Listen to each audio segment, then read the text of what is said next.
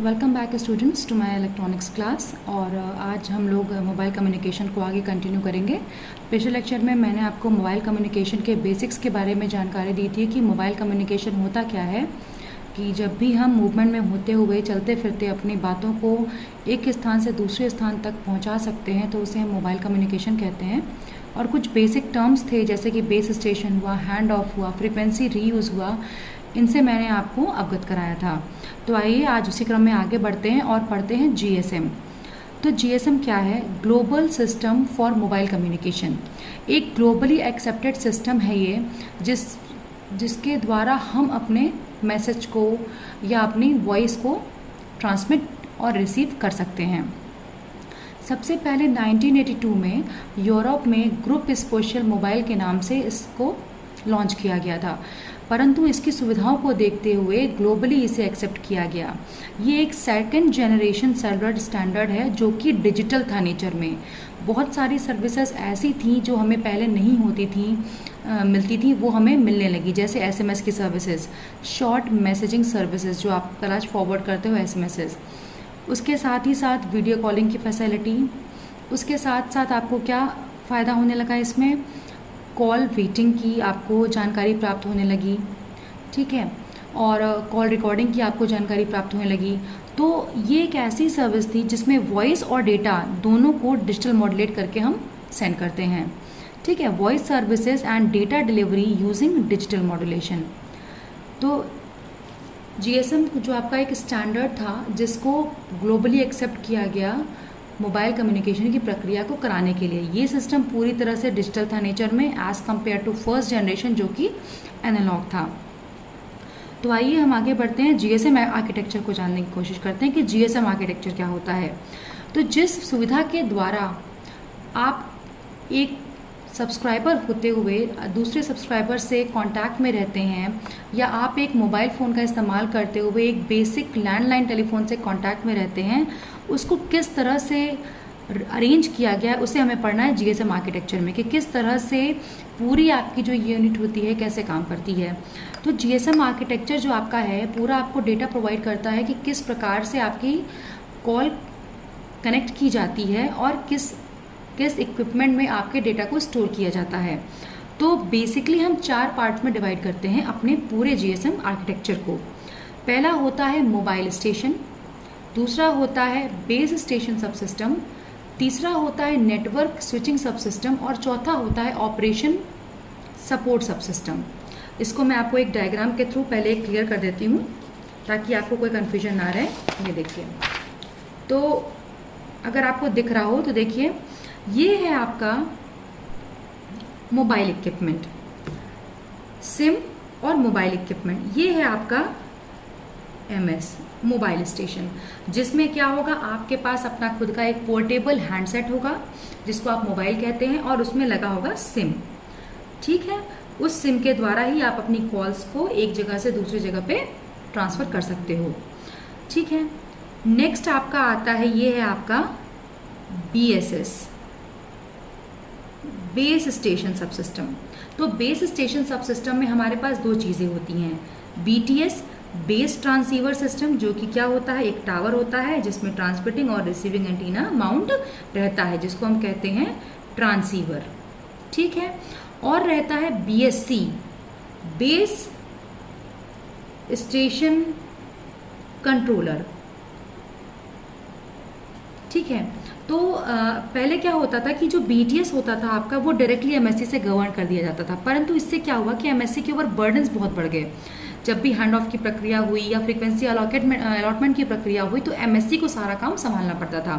तो इसीलिए क्या किया गया, इसीलिए बेस ट्रांसीवर सिस्टम को, BTS बेस ट्रांसीवर सिस्टम को कंट्रोल करने के लिए एक छोटी सी यूनिट डिज़ाइन की गई जिसको हमने कहा बेस स्टेशन कंट्रोलर। तो देखिए, ये बेस ट्रांसीवर सिस्टम आपका क्या है, बेस स्टेशन ही है आपका, जहाँ पे आपका टावर माउंट रहता है, सिग्नल्स जो है आपके ट्रांसमिट और रिसीव किए जाते हैं। तो हमने एक बीटीएस के लिए गवर्निंग अथॉरिटी बना दी बीएससी। अब बीटीएस और मोबाइल स्टेशन के मध्य में जो भी प्रॉब्लम्स आएंगे उनको कौन हैंडल करेगा? ये बीएससी हैंडल करेगा। तो एमएससी का जो बर्डन था वो क्या हो गया? वो थोड़ा सा रिड्यूस हो गया। अब एक बेस स्टेशन कंट्रोलर कम से कम 100 बीटीएस को हैंडल कर सकता है। तो इससे हमारा फायदा ये हुआ कि एमएससी का जो बर्डन था वो रिड्यूस हो जाता है। ठीक है, नेक्स्ट आपका आता है ये network switching subsystem. Network switching subsystems आपको जोड़े रखता है एमएससी और बीएसएस के थ्रू। एनएसएस आपका जो है सिस्टम है वो पूरी जानकारी आपकी रखता है कि कौन यूज़र रोमिंग है, कौन यूज़र लोकल है, कौन सा यूज़र ऑथेंटिक है, किसको हमें सर्विस प्रोवाइड करनी है, एमएससी कैसे हैंड ऑफ की प्रक्रिया को गवर्न करेगा। जो पूरी नेटवर्क की आपकी नेटवर्क स्विचिंग सबसिस्टम की किस तरह से नेटवर्क की स्विचिंग हो रही है, किस तरह से कॉल्स का कनेक्शन डिसकनेक्शन हो रहा है, सब्सक्राइबर्स को पहचाना जा रहा है, वो सारे प्रोसेस को कौन देखेगा? एनएसएस। और इसी एनएसएस और बीएसएस की पूरी कंट्रोलिंग कौन करता है? OSS, operation support subsystem. ठीक है, तो आई होप सो आपको इतना समझ में आया होगा। और फिर ये एमएससी आपको जोड़े रखता है किससे? पब्लिक स्विच टेलीफोन नेटवर्क के थ्रू। ठीक है, पब्लिक स्विच टेलीफोन नेटवर्क के थ्रू। और आईएसडीएन, आईएसडीएन क्या होता है? इंटीग्रेटेड सर्विसेज डिजिटल नेटवर्क, जिसमें आपको टेली सर्विसेज मिलती हैं, डेटा सर्विसेज मिलती हैं और बीएरआर सर्विसेज मिलती हैं। ठीक है, तो आई होप सो आपको ये कनेक्शन समझ में आ रहा होगा। अभी आगे हम इसे पूरा डिटेल में पढ़ेंगे। ये मैंने मोटा मोटा बता दिया कि आपके पास 4 सेक्शंस होते हैं। पहला होता है मोबाइल स्टेशन, दूसरा होता है बीएसएस बेस स्टेशन सब सिस्टम, तीसरा होता है एनएसएस नेटवर्क स्विचिंग सब सिस्टम और चौथा होता है ओएसएस ऑपरेशन सपोर्ट सब सिस्टम। ये सारे सब सिस्टम्स एक दूसरे से आपस में एक इंटरफेस, ये जो लाइन आपको दिख रही होगी ये क्या है? इंटरफेस के थ्रू आपस में इंटरफेसिंग मतलब जोड़ना, एक प्रॉपर प्रोटोकॉल को फॉलो करते हुए जोड़ना ताकि कंपैटिबिलिटी आपकी मेंटेन रहे। तो मोबाइल स्टेशन और बेस स्टेशन सब सिस्टम आपस में एयर इंटरफेस के थ्रू जुड़े होते हैं, जबकि बीएसएस और एनएसएस आपस में ए इंटरफेस के थ्रू जुड़े होते हैं। और एनएसएस और आपके जो ये पीएसटीएन है वो SS7 प्रोटोकॉल के थ्रू आपस में लिंक्ड रहती है। चलिए अब हम लोग बेसिक्स जान लेते हैं सबके। तो मोबाइल स्टेशन, जैसा कि मैंने आपको बोला, मोबाइल स्टेशन में आपकी 2 चीज़ें होंगी। पहला मोबाइल इक्विपमेंट, दूसरा सिम। मोबाइल इक्विपमेंट क्या होगा? जो कि आपका सेल फोन होता है जिसमें आप सिम कार्ड को डालते हो, portable handset. Subscribers identity module आपका सिम होता है जो कि कॉल्स को फॉरवर्ड और रिसीव करता है। बीएसएस क्या है? बेस स्टेशन सब सिस्टम, जिसमें आपकी 2 चीज़ें होती हैं, बेस ट्रांसीवर स्टेशन और base station controller. Base station controller को डिज़ाइन किया गया ताकि जो एमएससी का था, मोबाइल स्विचिंग सेंटर का जो बर्डन था वो रिड्यूस हो जाए। पहले आपका बीटीएस से डायरेक्टली एमएससी कनेक्ट रहता था, तो जो भी आपकी कॉल फ्रीक्वेंसी की अलॉटमेंट होती थी, जब भी कोई कॉल की रिक्वेस्ट आती थी या हैंड ऑफ की कोई प्रक्रिया होती थी, तो सारा बर्डन चाहे वो किसी एरिया का हो एक एमएससी पर आके पड़ता था। तो इसीलिए एक यूनिट डिज़ाइन की गई बीएससी बेस स्टेशन कंट्रोलर, जो कि आपके इस बेस स्टेशन को कंट्रोल करेगा। तो अब एक बेस स्टेशन कंट्रोलर कम से कम अपने अंडर 100 बीटीएस को रखता है, तो एमएससी का बर्डन क्या हो गया? वो कम हो गया। नेटवर्क स्विचिंग सब सिस्टम्स में आपके ये चीज़ें रहती हैं। मोबाइल स्विचिंग सेंटर जो कि पूरे प्रोसेस की गवर्निंग करती है, जिसे मैंने पहले भी बताया था आपको। कोई भी कॉल की रिक्वेस्ट आई, कॉल की इनिशिएशन आई, कॉल का डिसकनेक्शन हुआ, या तो फिर आप हैंड ऑफ की प्रक्रिया कहिए, तो वो गवर्निंग कौन करता है? एमएससी। होम लोकेशन रजिस्टर में आपके सब्सक्राइबर्स की इंफॉर्मेशन मौजूद रहती हैं। विजिटर लोकेशन रजिस्टर में वो इंफॉर्मेशन रहती है जब भी कोई सब्सक्राइबर रोमिंग में जाता है। ऑथेंटिकेशन रजिस्टर आपका क्या करता है? आपके सब्सक्राइबर की ऑथेंटिसिटी चेक करता है कि वो सब्सक्राइबर एक्चुअली में रजिस्टर है कि नहीं है। इक्विपमेंट आइडेंटिटी रजिस्टर आपके सेलफोन की जानकारी आप लेता है कि कहीं ये चुराया हुआ फ़ोन तो नहीं है या कोई ऐसा फ़ोन तो नहीं है जिसका सॉफ्टवेयर पुराना हो चुका है। चलिए आइए इसको हम लोग फटाफट डिटेल में पढ़ लेते हैं। देखिए, मोबाइल इक्विपमेंट मैंने बताया कि एक आपका क्या है, पोर्टेबल डिवाइस है जो हैंडहेल्ड होती है। उसमें क्या होता है, ये IMEI international mobile equipment identity. इसमें आपका मोबाइल की आइडेंटिटी को पता चलता है। जो आपका जो भी हेडसेट होगा उसका यूनिक IMEI नंबर होता है। यूनिक मतलब एक स्पेसिफिक, किसी दो का भी हेडसेट का नंबर सेम नहीं हो सकता। तो ये IMEI नंबर जो आपका होता है, international mobile equipment identity number होता है, जो कि आपके मोबाइल इक्विपमेंट में होता है। ये तब काम आता है जब आपका डिवाइस स्टोलन हो जाता है या चोरी कर लिया जाता है। दूसरा होता है सिम कार्ड। सिम कार्ड क्या होता है, सब्सक्राइबर्स आइडेंटिटी मॉड्यूल, जो कि आपके सब्सक्राइबर की जानकारी को देती है। जब भी आपको सिम लेने जाते हो आपको अपना एक ID कार्ड देना पड़ता है, जिसमें आपकी इंफॉर्मेशन होती है, आपका नाम, आपका पिन कोड, आपका एरिया, आपका शहर। तो सिम कार्ड आपका एक स्मार्ट कार्ड होता है जिसमें IMSI नंबर होता है, इंटरनेशनल मोबाइल सब्सक्राइबर्स आइडेंटिटी, ठीक है, जिसमें सब्सक्राइबर की आइडेंटिटी फीड होती है कि जिसके नाम से सिम है वो इसमें फीड होता है। ये सिम कार्ड ये आपको अलाउ करता है अपनी कॉल्स को भेजने और रिसीव करने के लिए, और ये आपका सिम एक फ़ोन से दूसरे फ़ोन में जा सकता है बहुत ही इजीली। ये तो आपका सेक्शन, जो 2 सेक्शन पढ़ा, ये था आपका मोबाइल स्टेशन कंप्लीट हो गया। अब देखिए BTS और BSC आपके कौन से सब सिस्टम होते हैं, बेस स्टेशन सब सिस्टम।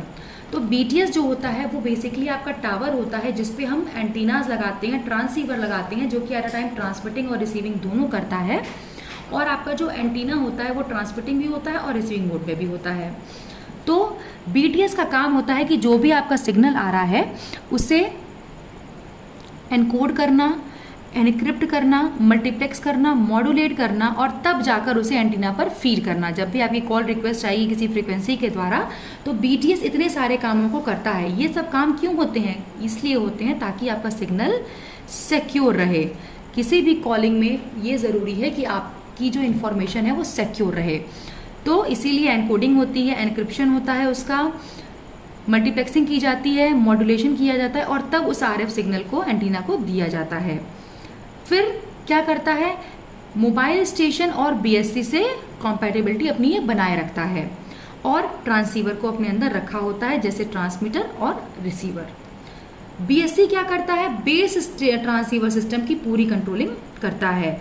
अब अगर इस BSC के अंदर 100 BTS हैं, तो इन 100 BTS की जो भी आपकी कॉल फ्रीक्वेंसी अलोकेट करनी होगी, कॉल को कनेक्शन करना होगा, हैंडओवर की प्रक्रिया करनी होगी, मतलब हैंड ऑफ की प्रक्रिया होगी। अगर आप एक जगह से दूसरी जगह मूव करते चले जा रहे हो तो जल्दी से जल्दी दूसरे एरिया की फ्रीक्वेंसी पे आपकी कॉल को ट्रांसफ़र करना, ये सारा काम कौन करता है, BSC करता है।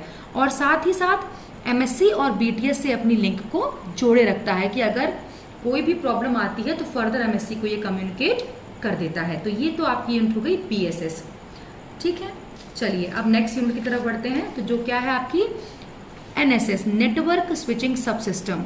नेटवर्क स्विचिंग सब सिस्टम आपकी पूरी गवर्निंग प्रोसेस को देखती है, क्योंकि इसमें क्या होता है, MSC बहुत सारे नहीं होते, हो सकता है कि लखनऊ में सिर्फ एक MSC हो जो कि पूरे आपकी कॉल की फैसिलिटी को गवर्न कर रहा हो।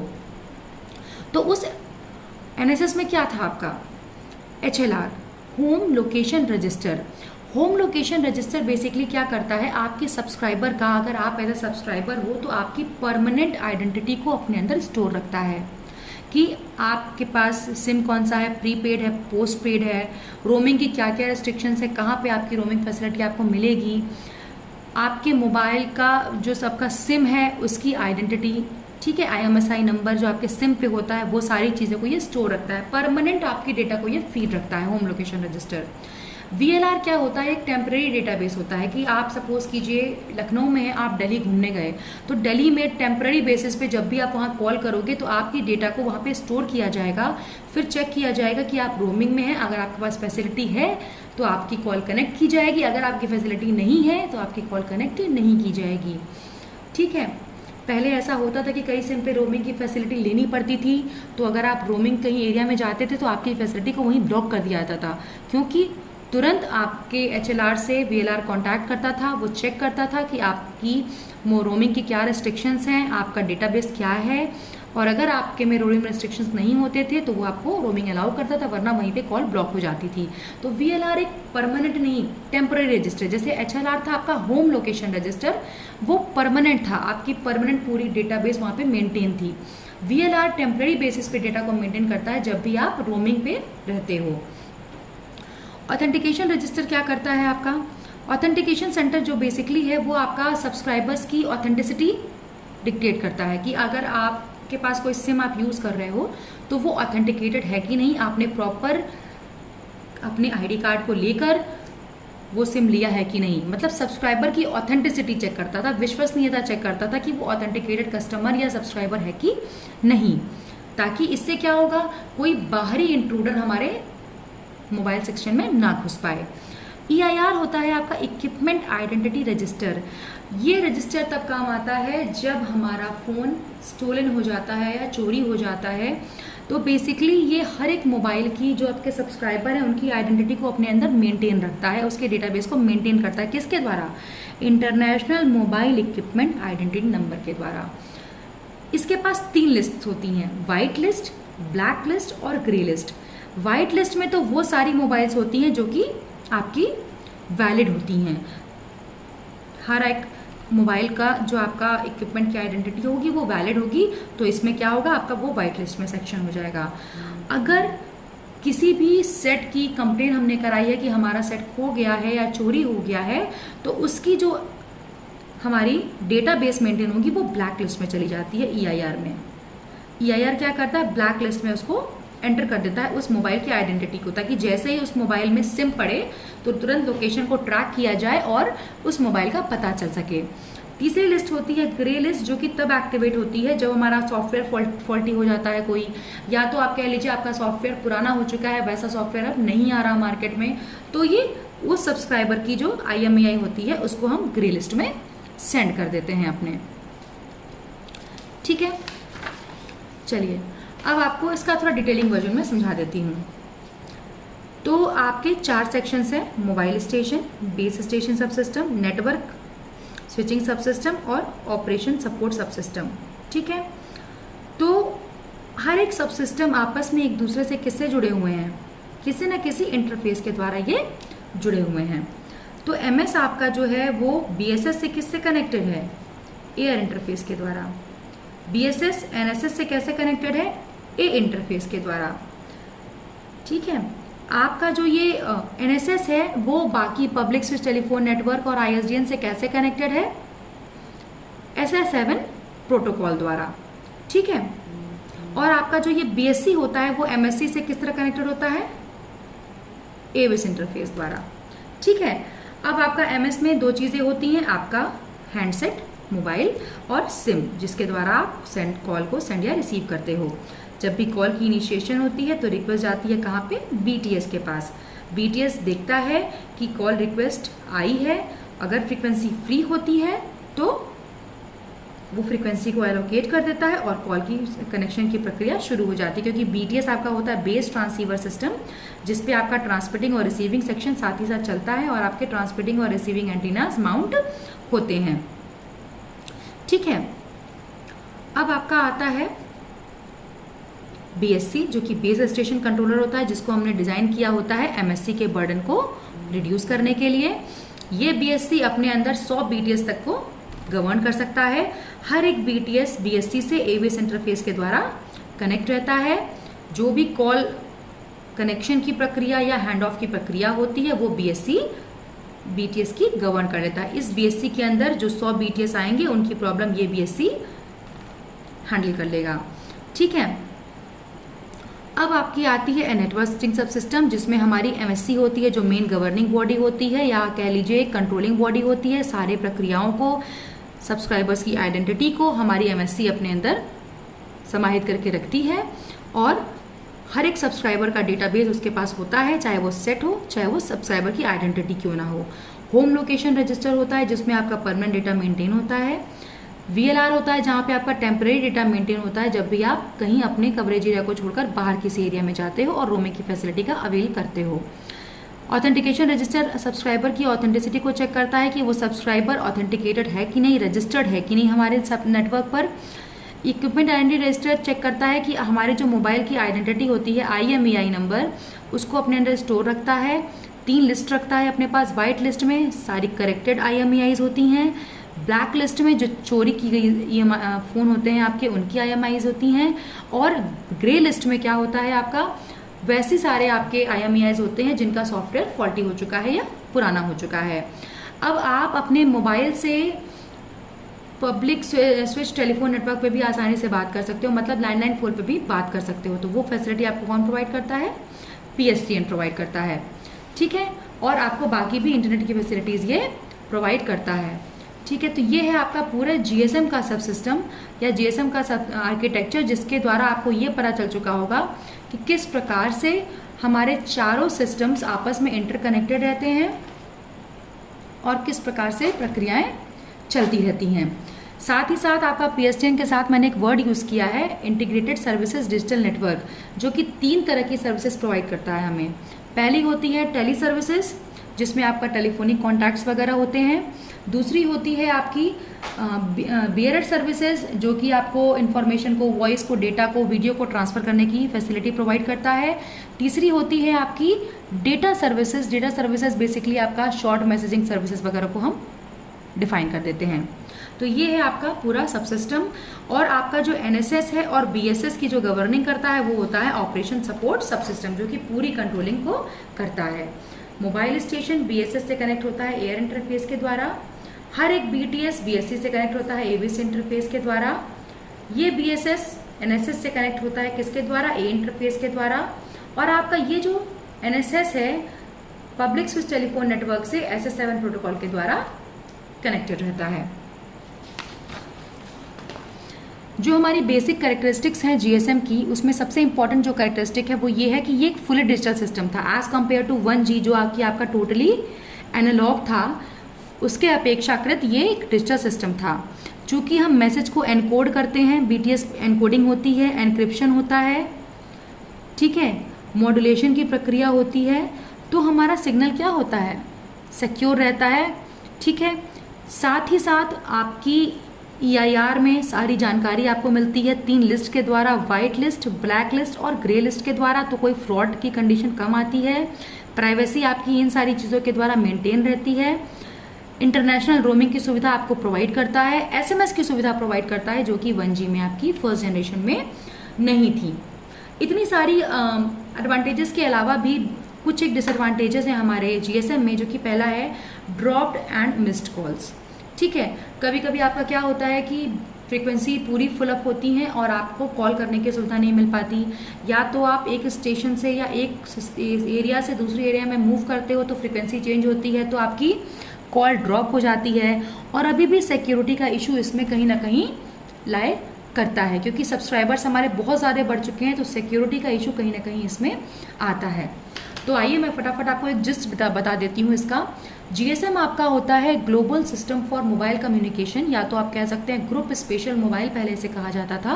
1982 में इसे सबसे पहले यूरोप में एक स्टैंडर्ड घोषित किया गया था, लेकिन चूंकि इतना ये पॉपुलर हुआ तो ग्लोबली इसे एक्सेप्ट किया गया और तब इसका नाम रखा गया global system for mobile communication. ये हमारा सेकेंड जनरेशन सिस्टम था, फुली डिजिटल था नेचर में, वॉइस और डेटा सर्विसेज दोनों को डिजिटल मॉडरेट करके हमें प्रोवाइड ये करता था। SMS की फैसिलिटी हमें मिलती है और आपकी वॉइस वीडियो कॉलिंग सारी फैसिलिटीज आपको प्रोवाइड होती हैं। 4 बेसिक सेक्शंस होते हैं इसके। मोबाइल स्टेशन, जिसमें आपका आता है मोबाइल इक्विपमेंट, जो कि आपका हैंडसेट होता है, और सिम। दूसरा होता है बेस स्टेशन सब सिस्टम, जिसमें आपका बेस स्टेशन आता है, बेस ट्रांसीवर सिस्टम आता है, जो कि आपका टावर होता है जिसपे सारी एनकोडिंग और एनक्रिप्शन की प्रक्रिया चलती है। बेस स्टेशन कंट्रोलर भी आता है, जो कि आपको डिज़ाइन किया गया था MSC के बर्डन को कम करने के लिए, और सारे हैंड ऑफ की प्रक्रिया वो अपने अंडर के BTS की देखता है। MSC आपका थर्ड होता है नेटवर्क स्विचिंग सब सिस्टम, जिसमें कि आपके सब्सक्राइबर की पूरी विस्तृत जानकारी होती है और MSC जो वर्क और कंट्रोलिंग करता है वो उसमें प्रेजेंट होती है। HLR होता है होम लोकेशन रजिस्टर, जिसमें आपका परमानेंट डेटाबेस मेंटेन होता है सब्सक्राइबर का। VLR आपका टेम्पररी रजिस्टर होता है, वो तब मेंटेन किया जाता है जब आप रोमिंग पे कहीं गए होते हो।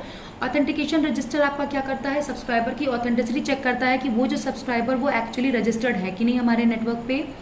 इक्विपमेंट आइडेंटिटी रजिस्टर हमारा तब वर्कआउट में आता है जब हमारा कहीं कोई चोरी या स्टोलन या फ्रॉड की कोई प्रक्रिया सामने आती है। 3 लिस्ट रखता है, व्हाइट लिस्ट जिसमें वो सारे मोबाइल इक्विपमेंट की आइडेंटिटी होती है जो कि क्लीन होते हैं, ब्लैक लिस्ट जिसमें आपका चोरी किया हुआ या फ्रॉड एंड फोन की कोई इन्फॉर्मेशन आती है, ग्रे लिस्ट जिसमें फॉल्टी सॉफ्टवेयर वाले IMEIs आते हैं। आपका जो ऑपरेशन सपोर्ट सब सिस्टम होता है वो सब सिस्टम आपके NSS और BSS की पूरी प्रोसेस को कंट्रोल करता है, सपोर्ट करता है और गवर्निंग भी करता है। MSC आपको फैसिलिटी प्रोवाइड करता है कि आप मोबाइल पे होते हुए भी लैंडलाइन पे कॉल करके अपनी बातों को ट्रांसफ़र कर सकते हो। चलिए आप इसको समझिएगा, कोई भी क्वेरी हो आप डेफिनेटली मुझे पोस्ट कीजिएगा। तब तक के लिए थैंक यू।